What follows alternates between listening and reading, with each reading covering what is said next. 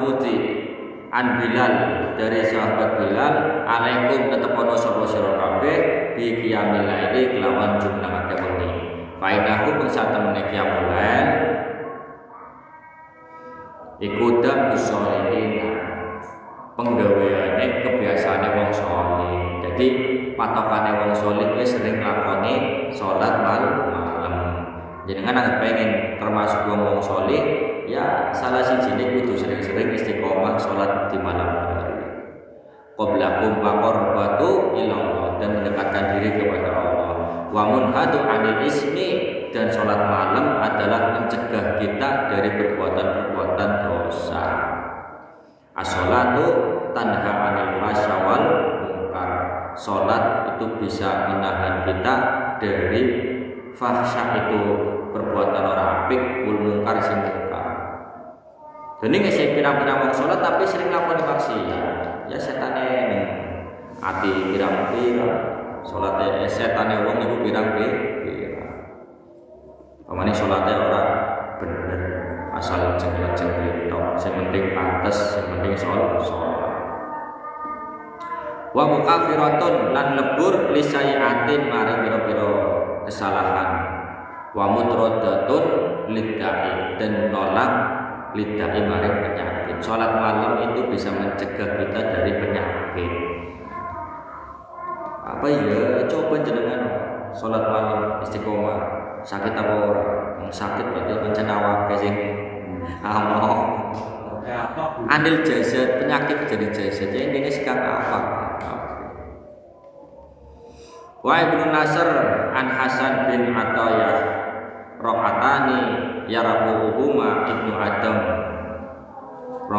rakaatani utawi dua rakaat yarka'uhuma ing ruku karone sapa Ibnu Adam anak turune Adam fi jawfil laili ing dalam tengah wengi fi jawfil laili ing dalam tengah wengi al akhir kang akhir khairun lahu minad dunya wa ma fiha. Salat wengi 2 rakaat itu lebih baik daripada dunia dan seisinya. Salat wengi kudu salat duha. Salat duha nggih sami, salat qobliyah subuh nggih sami. Dan salat malam nggih pahalane sami, lebih baik daripada dunia dan seisinya.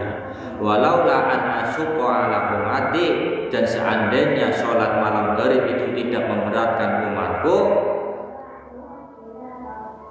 limau lafaratuhuma maka aku akan mewajibkan salat malam kepada umatku alaihim. Jadi seandainya salat malam itu tidak memberatkan umat Nabi Muhammad, niscaya Nabi Muhammad akan mewajibkan salat malam kepada kula panjenengan. 5 waktu besi anget tambah apa salat wengi. 5 waktu besi kapoten ya. Kemudian tambah salat 2 rakaat di malam hari. Wa Muslimun an Jabir inna fil laili la sa'atan la yufaqihu la yuwafiquha abdul muslim yas'alullah ta'ala fiha min amrid dunya wal akhirah illa atahu wa dzalika kullu lailatin. Di malam hari adalah waktu di mana yang paling pas untuk seorang hamba muslim meminta kepada Allah Subhanahu wa taala, yang mana permintaannya tidak akan ditolak kecuali disembadani dijabahi oleh Allah Subhanahu wa taala.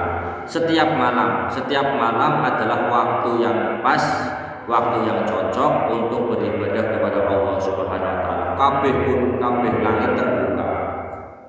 Tembus doanya kula banyak kabeh kepada Allah Subhanahu wa taala. Mane ibadah sing paling apik-apike salat niku salat sing wengi. Kudu sing awal. Sing bisane iya karena malam hari adalah waktu di mana orang-orang terlelap dalam tidurnya. Orang pada rebutan donga, jangan isi bensin jam 12 wengi. Oh ngantri, Pak. Tahu kan isi bensin esok, waya-waya kerja, waya-waya awal. Anak kemungkinan ngantri, rebutan bahasa. Tapi di malam hari adalah waktu di mana orang-orang terlelap dalam tidurnya, dan barang siapa yang mau melek bangun dari tidurnya kemudian sholat 2 rakaat, niscaya Allah akan kabulkan semua hajat dan doa-doa. Illa aqahu, kecuali Allah mengkabulkannya. Kemudian yang zilu Rabbuna tabaraka ta'ala amruhu kullu lailatin ila sama'id dunya hinna yabqa sulusul lail al-akhir. Perintah Allah atau Allah turun ke dunia, artinya itu perkaranya Allah turun ke langit itu setiap malam sampai ke sepertiga malam. Berarti sepertiga malam jam berapa? Pokoknya Allah itu siap menerima doa-doa kita semua itu sampai sepertiga malam. Sepertiga malam berarti beda jam berapa? Ya mau jam 7 jam. Itu waktu-waktu mustajab. Maka ini gunakanlah waktu-waktu niku dengan sebaik mungkin. Emang wae ngantuk nemen ngantuk. Tapi aja sampai jenengan belum melek bengi tapi mengorbankan sholat subuh tahajud ke jam 1 sampai jam 3:30 baru keturun sama sejadah akhirnya orang subuh.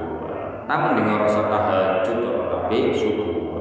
Karena bagaimanapun saapik-apik ke pahala ibadah sunat tetap jauh lebih baik ibadah fardu. Jangan dimengi-mengi sholat bengi, nolak penyakit, sholat bengi pahalanya akeh. Tapi tetap pahala sholat fardu luwih akeh, luwih apik daripada sholat sunat. Cara mending orang sholat sunat tapi sholat fardu daripada nglakoni sunat tapi ninggal fardu. Syukur loro-loro. Kemudian wasyaikhonu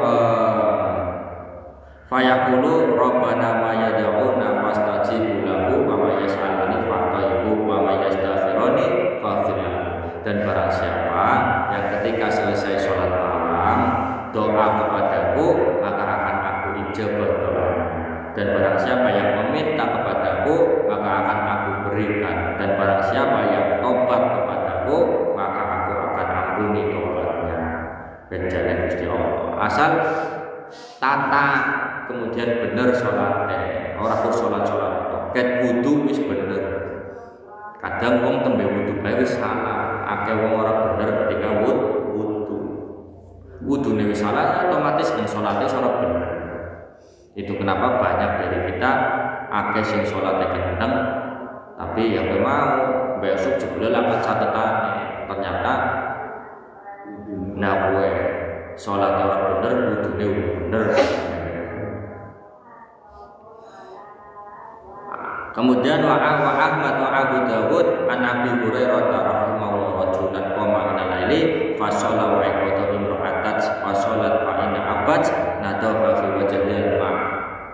Niki diceritakna barang siapa wong lanang koma jumeneng min al-laili ing dalem wengi fa shalla kemudian salat sapa rajul wa iqata kemudian nangikna imra'atahu ing bojone rajul fa'in abad kemudian wong wadon digugah tapi nolak maka nadoha fi wajhiha alma siram nang banyu ana wong lanang tangi di malam hari kemudian sholat niku baguse gugah wadone dijak sholat wengi nek wadone nolak fa'in batat nadoha wajhiha alma siram raine yang banyu wani apa orang duak-duak sampean sampai sholat sedina tok ping ya teman nyiram-nyiram yang apa. Begitupun sebaliknya Pak, wong wadon sing tangi di tengah malam kemudian melakukan sholat malam itu disunahkan mengajak suaminya untuk sholat malam juga. Dan seandainya lanangnya nolak fa'in abba nadohat fi wajhihi alma maka tumplek nang banyu bae nang raine bahasane kae kasur ta sih bisa dipes tengah dina karo gare